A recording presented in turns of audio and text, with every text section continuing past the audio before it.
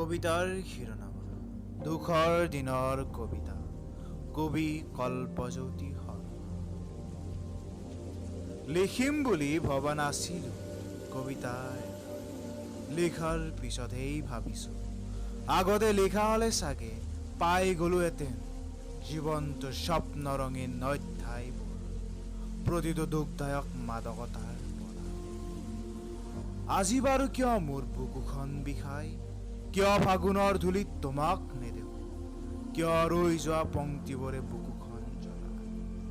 অনামিকা হৈ নিমন্ত্ৰণী নিদিয়াকৈ কেতিয়াবা আহিবাচোন মোৰ বিষাদৰ নগৰী, পাঞ্চৈ ঘাটৰ পানী এবাতি নদী বুকুৰ জলাজুই কৰা একেবাৰেই নোৱাৰি।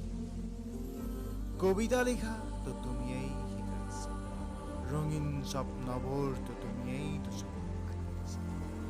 তেন্তে কিয় আজি মোক বিষাদৰ তোলাচনীত তুলিছা? কিয় মই যেন পাহৰিয়েই গৈছো, তুমি যেন আহিব নোখোজা। হয়তো আজিৰ আপোনজনৰ ৰূপ এটা হয়